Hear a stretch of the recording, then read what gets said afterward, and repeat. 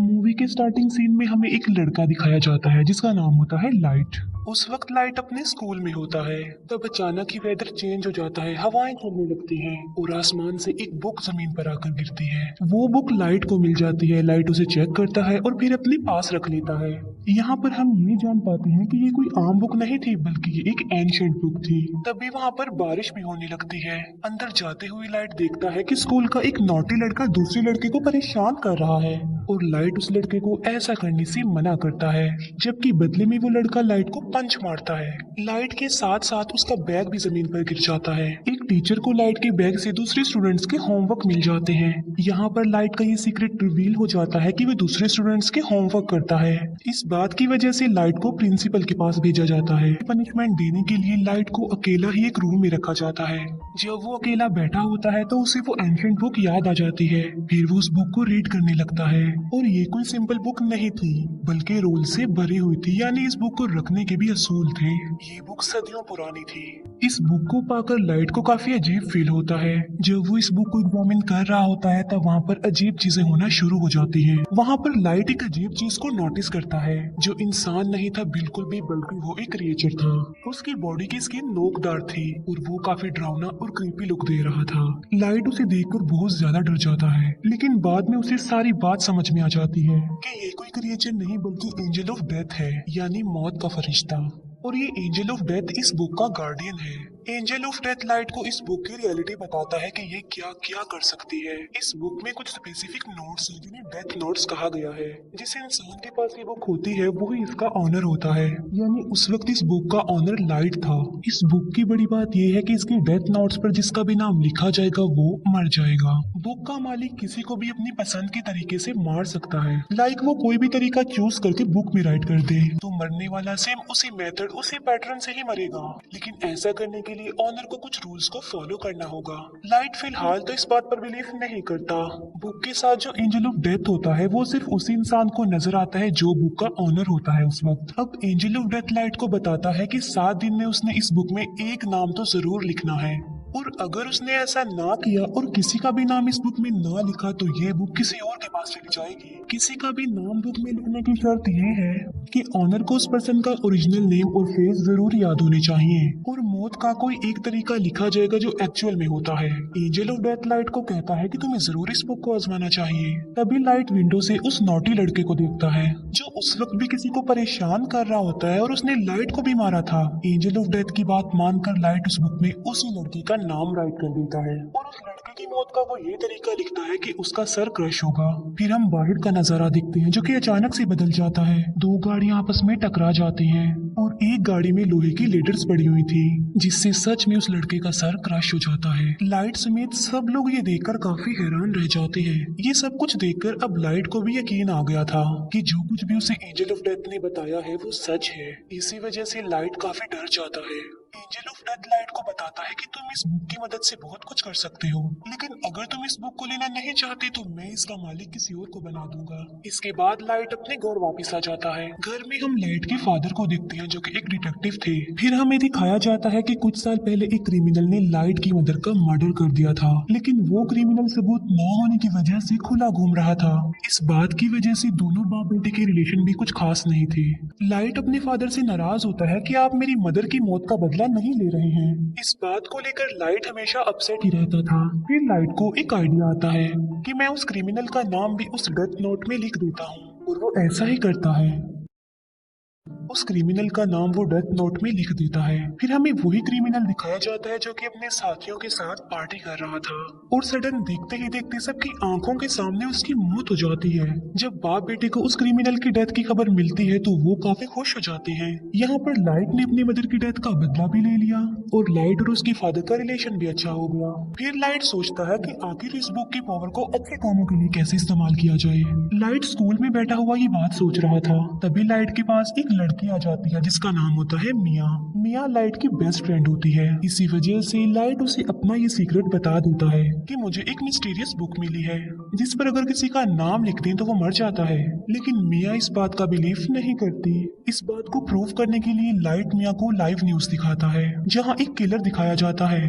Light उस killer के बारे में डेथ नोट में लिख देता है कि एक गाड़ी उसे हिट कर देगी जिसकी वजह से वो मर जाएगा। अब क्योंकि लाइट को उस क्रिमिनल का नाम और चेहरा मालूम थे तो बिल्कुल ऐसा ही होता है। ये देखकर मिया काफी शॉक्ड रह जाती है। वो प्लान बनाते हैं कि अब हम एक बड़ी ताकत के मालिक हैं और हम इस बुक की मदद से बुरे लोगों को इस दुनिया से मिटा देंगे। बुरे लोग यानी क्रिमिनल्स, किलर्स और इसी तरह के खतरनाक लोग। अब ऐसा करने के लिए उन्हें नाम और चेहरे इजीली इंटरनेट से मिल सकते थे, इसीलिए वो बुरे लोगों के नामों की एक लिस्ट बना लेते हैं और बुरे लोग आहिस्ता आहिस्ता मरने भी लगते हैं। यहाँ पर हम ये भी जान पाते हैं कि बुक का ऑनर मरने वाले पर अपना कंट्रोल भी कर सकता है। लाइट ने अपने लिए एक नाम चुना था और वो था कीरा, यानी जब भी कोई मरता था तो वहाँ पर लाइट कीरा लिख देता था ताकि बुरे लोगों में इस नाम की दहशत फैल जाए और वो गलत काम छोड़ दे कि अब सब क्रिमिनल्स और बुरे लोगों को मारने वाला कीरा आ गया है। और देखते ही देखते पूरी दुनिया में ये खबर वायरल हो जाती है कि कीरा नाम का कोई सीरियल किलर आ गया है जो सबको मारता जा रहा है। और कुछ लोग तो कीरा को सपोर्ट भी कर रहे थे कि ऐसे कम से कम दुनिया से बुरे लोग तो खत्म होंगे। अब क्योंकि था तो वो किलर ही, तो पुलिस उसे ढूंढना चाहती थी। अब क्योंकि कोई भी सबूत लाइट के खिलाफ नहीं था तो उस तक पहुंचना इम्पॉसिबल था। फिर एक इंटेलिजेंट डिटेक्टिव को इस केस के लिए हायर किया जाता है। इस डिटेक्टिव का नाम होता है एल, जो कि काफी स्मार्ट था, जो कि अपने फेस को हमेशा कवर रखता था और उसका ओरिजिनल नेम भी कोई भी नहीं जानता था। लाइट और मिया अपनी लाइफ में काफी खुश थे और 400 से ज्यादा लोगों को मार चुके थे। एल एक कॉन्फ्रेंस में अनाउंस करता है कि कीरा सबके सामने आ जाओ। एल क्योंकि काफी स्मार्ट था तो वो इस केस को स्टार्ट से ही देखता है। अब क्योंकि लाइट के फादर भी एक डिटेक्टिव थे तो एल उन्हें भी अपने साथ ही मिला लेता है ताकि वो जल्द से जल्द कीरा तक पहुंच जाएं। लाइट और मिया काफी वरीड हो जाते हैं क्योंकि उन्होंने कभी ये नहीं सोचा था कि उन्हें पकड़ने की साजिश भी की जाएगी, क्योंकि अभी तक तो वो मजे में थे। लेकिन एल की एंट्री ने उनकी टेंशन को बढ़ा दिया। लाइट अपने फादर से पूछता है कि अगर कीरा को पकड़ लिया तो उसके साथ क्या किया जाएगा। लाइट के फादर कहते हैं कि आधे लोग कहेंगे कि कीरा को फांसी की सजा होनी चाहिए, जबकि आधे लोग कहेंगे कि आखिर इसने ये सब कुछ कैसे किया, इस बात पर रिसर्च की जाए। ये सुनकर लाइट की टेंशन और ज्यादा बढ़ जाती है। फिर ये सारी बात वो मिया को भी बताता है और उसे कहता है कि अब हमें ये सब कुछ स्टॉप कर देना चाहिए, क्योंकि एल के शक के दायरे में बहुत सारे लोग थे जिनमें लाइट भी शामिल था, क्योंकि वो अपने फादर के डेटा को इजीली एक्सेस कर सकता था। इसीलिए एल एक एजेंट को लाइट के पीछे लगा देता है ताकि वो लाइट की एक्टिविटीज पर नजर रख सके। जब लाइट को इस बात का रियलाइज होता है तो वो खुद को नॉर्मल रखता है। बुक में लाइट का इंटरेस्ट कम होता देखकर मिया को बुरा लग जाता है, क्योंकि ये सब करके मिया काफी इंजॉय कर रही थी। लाइट और मिया के लिए उनके रास्ते का पत्थर एल बन गया था, लेकिन वो चाहकर भी एल को नहीं मार सकते थे, क्योंकि ना तो वो लोग उसका ओरिजिनल नेम जानते थे और ना ही उन्होंने कभी उसकी शक्ल देखी थी, जो कि बुक का रूल भी था। लाइट और मिया इस बात पर डिस्कस कर रहे होते हैं कि इस बुक में उन सारे एजेंट्स के नाम राइट करने चाहिए जो कीरा को ढूंढ रहे हैं, ताकि बाकी डिटेक्टिव्स कीरा से डर जाएं और मजबूरन उन्हें इस केस को बंद करना पड़े। ये सब कुछ मिया करना चाहती थी, लेकिन लाइट ऐसा कुछ भी नहीं करना चाहता था, क्योंकि वो इनोसेंट लोगों की जान लेना नहीं चाहता था। इसीलिए मिया को भी लाइट की ये बात माननी पड़ती है और उस पर एग्री करती है। दूसरी तरफ एल को ये भी पता चल जाता है कि कीरा ने सिर्फ उन लोगों को अपना विक्टिम बनाया है जिन लोगों को टीवी पर दिखाया गया है, और कीरा उन लोगों को नहीं मार सकता जिसका फेस और नाम वो नहीं जानता। अब उस पर शक ना आए इसीलिए लाइट डिसाइड करता है कि वो कुछ दिन लोगों को नहीं मारेगा। लेकिन सडन एक इंसिडेंट हो जाता है। वो सारे एजेंट्स बिल्डिंग से कूदकर सुसाइड कर लेते हैं, जो कि इस केस में शामिल थे और कीरा को ढूंढ रहे थे। लेकिन ये नाम तो लाइट ने नहीं लिखे थे, तो फिर ये नाम किसने लिखे थे? यहाँ से सिचुएशन खराब हो जाती है, क्योंकि अब तक सिर्फ कीरा बुरे लोगों को ही मारता आ रहा था। सब उसे हीरो समझ रहे थे, मगर अब तो उसने पुलिस को भी मार दिया। इसीलिए अब वो हीरो नहीं बल्कि खतरा बन गया जो किसी को भी मार सकता है। इस बात को लेकर लाइट काफी वरीड हो जाता है। वो एंजल ऑफ डेथ से पूछता है कि क्या ये सब कुछ तुमने किया? तब एंजल ऑफ डेथ कहता है कि ये नाम किसी और ने लिखे हैं, क्योंकि ये काम मैं नहीं कर सकता। लाइट के फादर अपनी कॉन्फ्रेंस में कीरा को चैलेंज करते हैं कि इनोसेंट लोगों को मारना बंद कर दो। अगर हिम्मत है तो मुझे मार कर दिखाओ और सबके सामने आ जाओ। ये न्यूज लाइट और मिया भी देख रहे थे। गुस्से में आकर मिया लाइट को कहती है कि तुम अपने फादर का नाम भी लिख दो उस बुक में। मिया को कहता है कि मैं अपने फादर को कैसे मार सकता हूँ, तुम्हारा क्या दिमाग खराब हो गया है। एल और भी समझदारी से इस केस को हैंडल कर रहा था। वो देखता है कि अब लाइट के फादर को कीड़ा मारेगा या फिर नहीं, मगर ऐसा नहीं होता। अब क्योंकि लाइट के फादर नहीं मरते, जिससे एल का जो शक लाइट पर था अब वो यकीन में बदल जाता है, क्योंकि आखिर वो भी तो एक डिटेक्टिव ही है जो इस केस को हैंडल कर रहे हैं, मगर कीरा ने उन्हें नहीं मारा।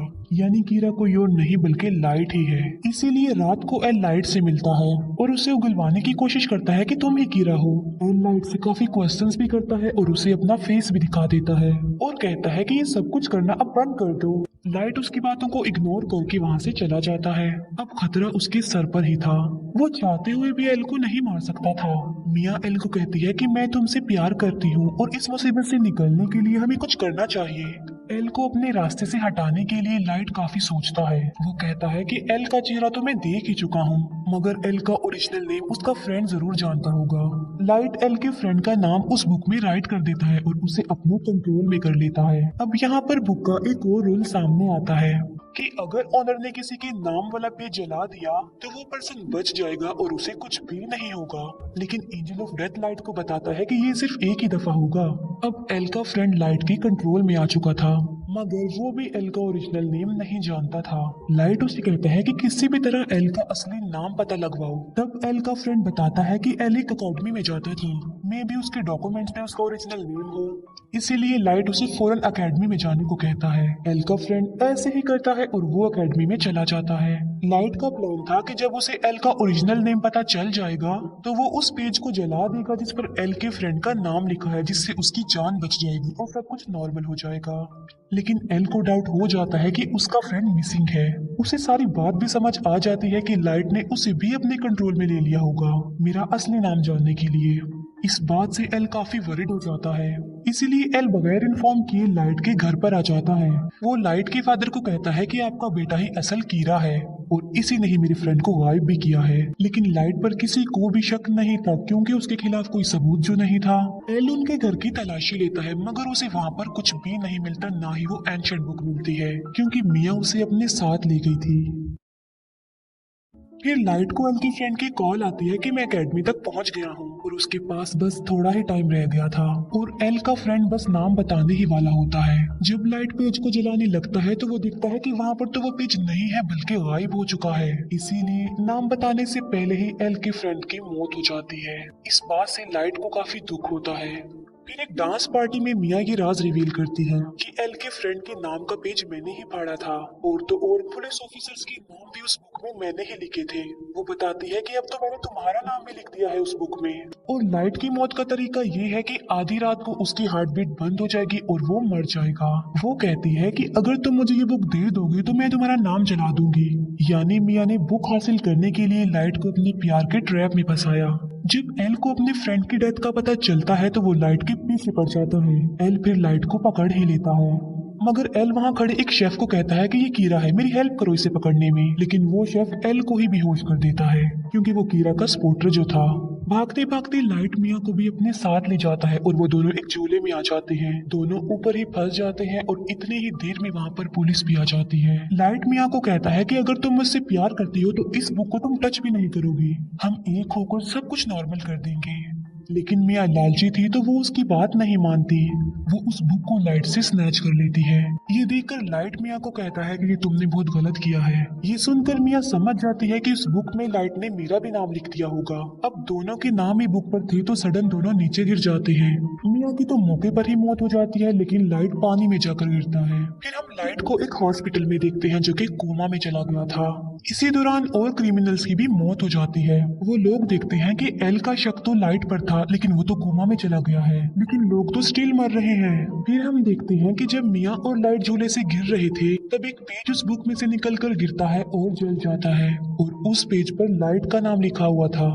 लाइट ने एक समझदारी की थी। जब उसे पता चला कि मिया ने उसका नाम लिख दिया तो उसने बुक में ये लिखा कि अगर मिया उससे ये बुक ले लेगी तो वो मारी जाएगी और वो पेज जिस पर लाइट का नाम लिखा हुआ है वो भी जल जाएगा और लाइट पानी में गिर जाएगा। इसी के साथ ही उसने बहुत सारे बुरे लोगों के नाम भी बुक में लिख दिए थे। एक बुरा डॉक्टर लाइट को पानी से बाहर निकालता है और उसे कोमा में भेज देता है और बाद में वही डॉक्टर सुसाइड कर लेता है। फिर एक और आदमी उस बुक को लेता है और उसमें बहुत सारे बुरे लोगों के नाम लिख देता है। बाद में वो आदमी उस बुक को लाइट के पास ले आता है। लाइट भी अब कोमा से बाहर आ चुका था। इसके बाद एल को सस्पेंड कर दिया जाता है, लेकिन वो एक आखिरी बार मिया के घर की तलाशी लेता है और वहाँ उसे मरने वाले सारे पुलिस ऑफिसर्स के नाम मिल जाते हैं, जिसकी वजह से सारा इल्जाम मिया पर आ जाता है। अब वो बुक लाइट के पास आ जाती है और वो भी बिल्कुल ठीक हो चुका था, लेकिन उसे नसीहत हो गई थी कि अब की बाद वो किसी पर भी ट्रस्ट नहीं करेगा। और इसी के साथ ही ये मूवी यहीं पर एंड हो जाती है। Thank you for watching.